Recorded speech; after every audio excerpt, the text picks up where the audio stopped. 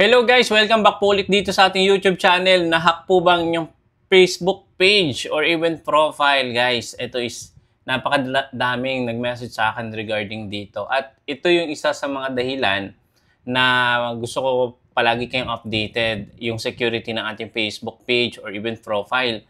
Meron kasi tayong mga nakikita or nare-receive ng mga notifications sa ating Facebook, sa ating emails na pwedeng nagiging cause kung bakit tayo na-hack or nako-compromise yung account natin. So this year, 2025, no, mas naging mahigpit na nga po si Facebook, no? Lalong-lalo na sa mga ganitong na spam violation, yung mga unusual activity. At kapag na-detect po ni Facebook yung mga ganito na hindi natin usual ginagawa sa ating Facebook or sa ating pages, nagkakaroon ng disable or na lalak yung ating profile. So sabi dito no ni Facebook no, paano natin maiwasan yung pagkakaroon ng mga ganitong compromising na account. So syempre meron silang mga sinishare ng mga form, meron silang pinapa-verified sa ating account, especially kung tayo is meta-verified, no? Kung kayo is merong blue check, mas mabilis tayo makakapag-ask ng increase regarding sa ganitong problema.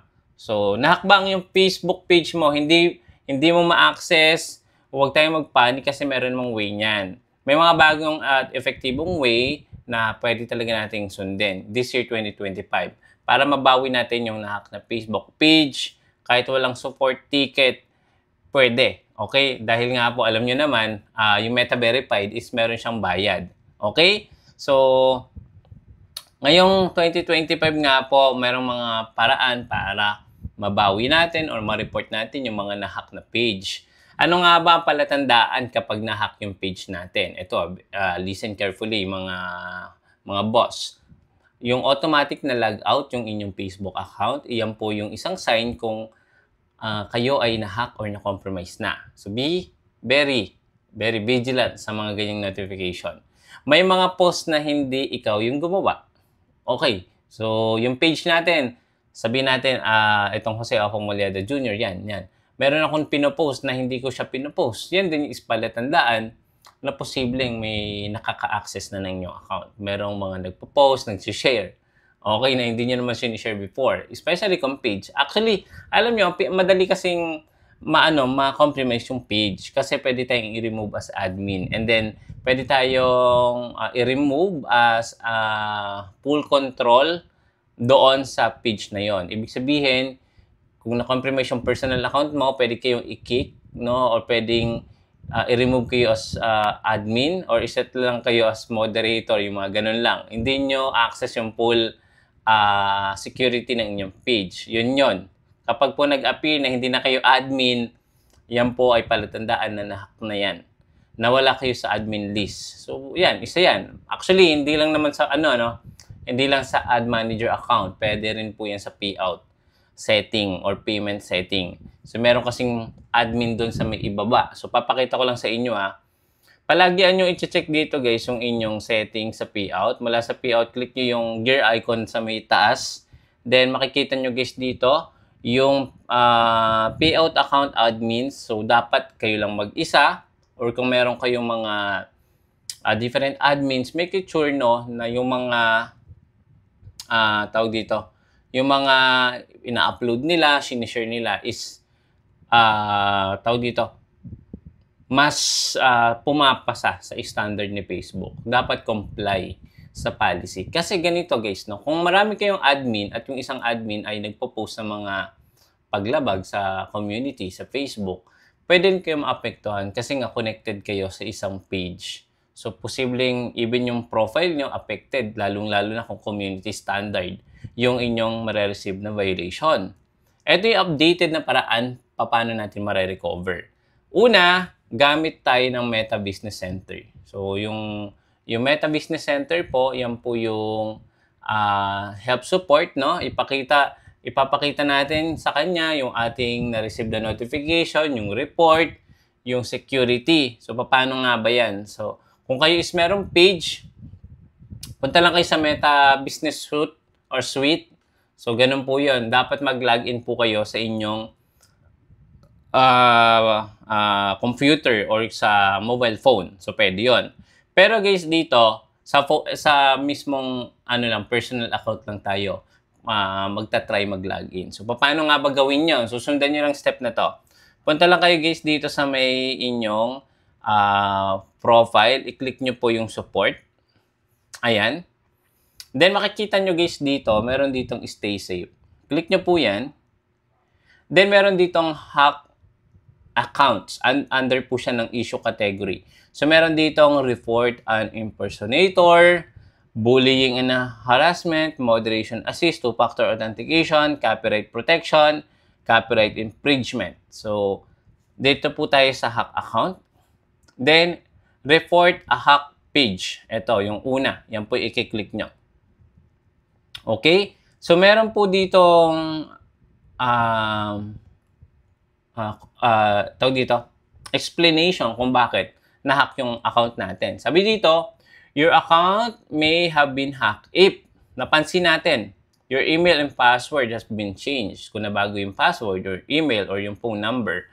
Your birthday name or your name has been changed. Nabago na lahat, pati pangalan, birthday nyo.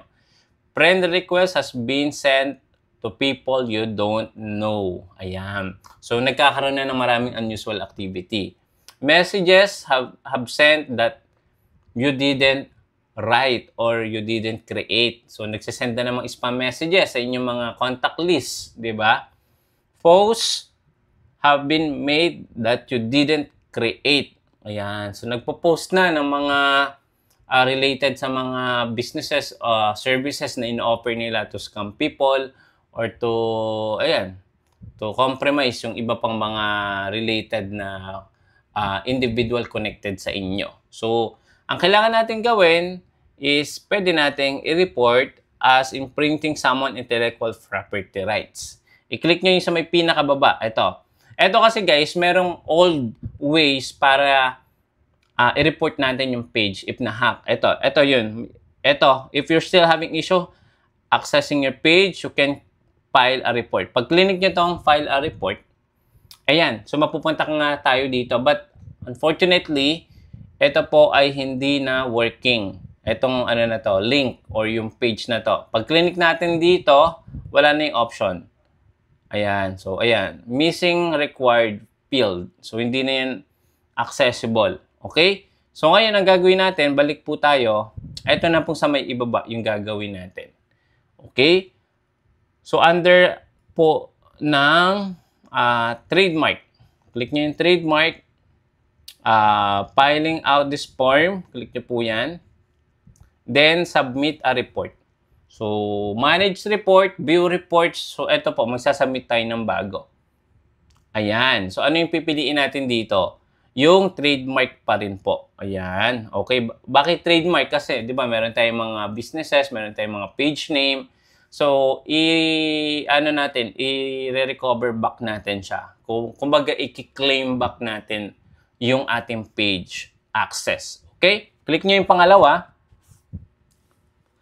So, continue with my trademark reports. I found content that I believe offers counterfeit goods. So, yung una, yung pipiliin nyo. Next option, describe your relationship to the owner. Kung sino yung may-ari ng page. So, tayo. So, sample, yung number 1 pipiliin nyo. Or pwede rin, I am reporting on behalf of my organization or client. Kung kayo po ay admin. Okay? I am reporting on behalf of someone else. Kung kayo po ay kamag-anak, relatives. So, pwede din po kayong mag-file ng copyright reporting. But again, kailangan nyo i-gather information ng mismong may-ari ng account. Sabi dito, your contact information. If you choose to submit this report, we will provide the right owner's name. Again, yung details ng may-ari, your email address, and the nature of the report to the person who posted the content you are reporting. This person may use information to provide contact about you and report attempt resolve this issue. Ayan. Okay. Next naman, ilalagay nyo yung inyong email address. So, sample. Ayan. Email address. Then, confirm nyo lang. Ayan. Confirm nyo kung tama. And then, name of the right owners. So, ilalagay nyo yung inyong full name. Ayan. Then, i-attach nyo yung screenshot ng status ng page nyo na nahack, ano yung page name, ayan. So, sample dito, ito ay mga example. Please provide a link to the right owner's official online presence. Sample, Facebook page, website. Ayan. So, para si Meta Support Team mas mag-gather niya yung information or yung legitimacy ng report. Okay? So, dito sa shoes file, pwede nyong screenshot yung pangalan ng page or yung status. Okay? So, ngayon, dito nyo ipipaste yung link. And then, what is the trademark? This provide information for one trademark. For one trademark at a time, you will have opportunity to list additional trademark at the end of this section. So, ayan. So, what is the trademark? Yung pangalan ng page nyo na compromise or na hack. Ayan.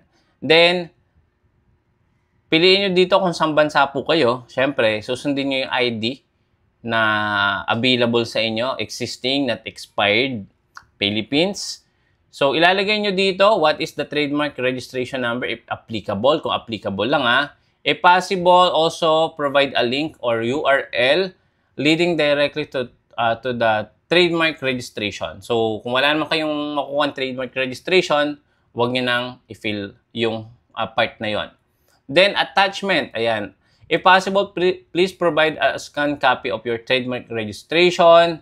If possible lang. Ibig sabihin kung wala naman talaga kayong hawak na certificate or registration, huwag nyo nang ipasa. Okay?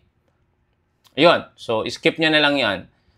Eto, dito tayo. Content you want to report. Ayan. This photo, video, post, or ad uses, right owners. Ayan. So, click nyo na lang tong other. Ayan. So, dito, others na intellectual property, objects like pages. So, included yung pages, groups, or profile contain main individual photo. Ayan. So, dito nyo ilalagay yung inyong page link. Okay? Then, please provide additional information na explanation natin kung bakit na-compromise, ano nga ba yung pangalan ng page. So, don't worry, nag-ready na din ako ng appeal form para po i-edit nyo na lang at ipipaste nyo dito sa pinaka-bottom part. Okay? So, yun.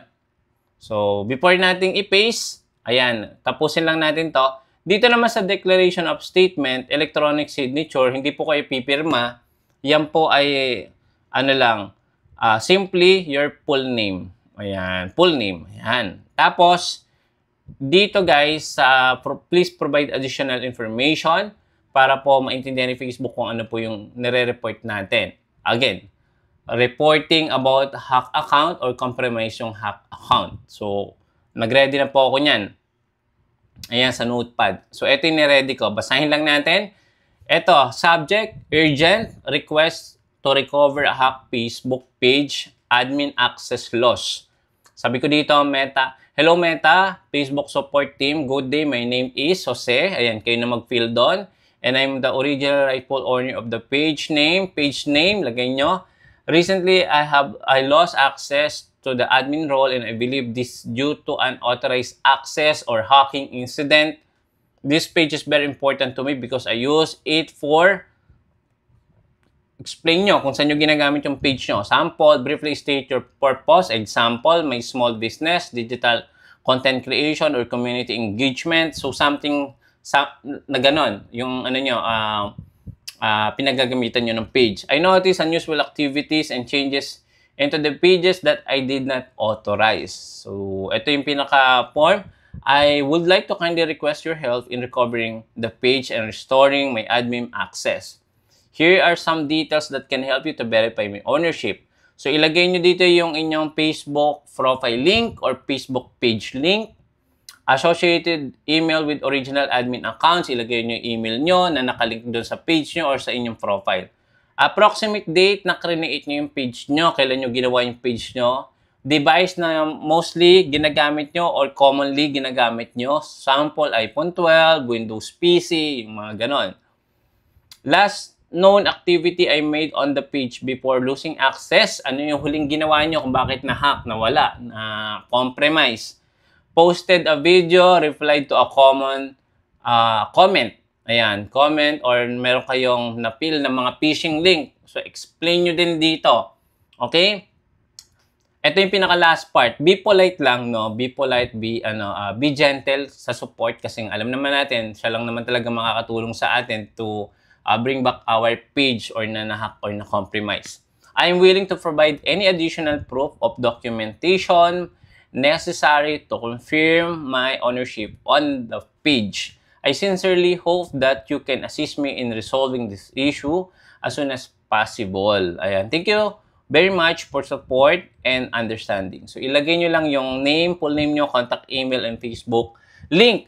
Etong form na to, dahil po na umabot ka sa part na to, ilalagay ko dyan sa may description, i-copy-paste nyo na lang or i-edit nyo yung mga details na kailangan nyo i-edit dyan para po i-paste nyo po dito. Ayan. So, gagawin nyo lang, copy nyo lang yan lahat. Kung tapos na kayong i-edit, select all, copy, then ipe-paste nyo po dito. Ayan, paste. Okay, wala na. Ayan. So, paste natin dyan. Okay? So, ayan na. So, again, note that we only support the following file format. So, i-re-upload nyo lang yung status ng page nyo. Ano nangyari? Okay? Yung admin na bago, yung mga ganon. Or na bago yung access nyo sa inyong page. Okay? Kapag okay na, click submit. Okay. Linawin lang natin guys, no? Again, it takes time para po mag-respond si support sa email para po tayo ay mabigyan ng ng pagkakataon na mag-send pa ng mga details. So, i-check nyo yung inyong support inbox, i-check nyo yung inyong email na nilagay nyo or nilink nyo dito. Kasi doon po sila mag-send ng next step, paano nyo mare-recover yung page nyo. So, kailangan mag-ready din kayo mga documents, no? Screenshot, ayan, ng inyong page. So ngayon, ma-share ko lang. Alam niyo po ba, recently, ang dami kong nare-receive ng mga collaboration, offer regarding sa sa video creation, especially sa YouTube. So ito yung isa, no. Napakatalino na po ng mga hacker ngayon, ng mga individual or organization na gumagawa ng ganito. Ang target nila is kayo, tayo na kumikita sa Facebook or sa online. Kasi alam naman natin sa Facebook is ma-access lang inyong payout setting. Pwede na kayong i-remove as admin at palitan ng bangko, palitan ng PayPal yung inyong payout account setting at sila na po ang makakakuha ng sahod nyo monthly kay Facebook. So, ganun katindi. At isa po ito, pagmasdan nyo maigi, no? Very professional, very, ano ba yun? Anong term yun? Appealing, no? Talagang maa-attract ka na ang ganda ng offer. Ito yung offer, oh. Actually, marami to. Number 1, ayan, si Nathan C. Ayan, meron pa ulit, nag-resend. Oh, $375 sa isang video lang. So, how much din yon? Nasa 20,000 din yan. 'Di ba? So, ngayon, meron ditong form sa may ibaba. Ayan, nakikita nyo yung blue. Yan po ay isang example ng phishing link. Ano ba yung phishing link? Yan po ay link kung saan hihingan po kayo ng mga sensitive information like, again, yung inyong mga credentials sa Facebook, no? Login, password, ano pa ba? Gmails, yung mga connected sa AdSense or sa payout account nyo. So, dito po yon. So, eto, pag click nyo yung kulay blue na yan, mare-redirect kayo sa third-party browser or link kung saan makikita nyo yung para siyang para siyang professional website. No, na pero ano yan, phishing po yan. So, tandaan nyo, pagbasa nyo maigi, yan yung offer nila. Ayan. I hope this message find you well. Ayan. So, very constructive yung nila, yung pagka-create nila ng email, no? Ito pa yung isa. Ayan. Ito pa yung isa. At ito pa yung isa. Ayan. So, ma-attract ka kasi nga nag-offer sila ng tawag dito, P para po gumawa kayo ng video. Yun nga lang, kailangan nyo i-fill yung mga details nyo sa inyong YouTube, sa inyong Facebook. Where, guys, ito yung pro tip, no? Gumamit kayo ng ibang email na hindi connected sa inyong AdSense or sa inyong Facebook. So, yun. Yun lang naman yung pro tip ko. Pag ano kayo, mag-iba kayo ng email na hindi po connected sa AdSense account nyo, hindi connected sa YouTube account nyo. So, ibahin nyo po lahat yan. Kasi nga, kapag na-access na nila isa, makukuha na nila yan at i-remove kayo as admin, makakompromise yung account nyo, matagal na proseso yan paano siya ma-recover. But, yung proseso natin kanina, it will help din kung paano naman tayo ma-reply ni Facebook at ni support team. But meron pa din meron pa din isang way. Kung kayo po ay hindi pa rin nakaka-receive ng feedback or update kay Facebook, pwede kayo guys mag-meta verified badge. So, wherein, doon po is pwede talaga tayong makontak ng support at i-resubmit nyo lang yung form na ginawa natin kanina. So, then, tuloy-tuloy na yon. Kung kayo po ay may kakayahang magbayad kay Facebook ng subscription sa around 500 pesos yun monthly. So, ako guys, matagal din ako ng Meta Verified but again, di ko naman na siya nagagamit. So, ina-subscribe ko na. Pero yung pa yung isang way para po makontak natin si support para po maibalik natin yung ating Facebook na na-hack.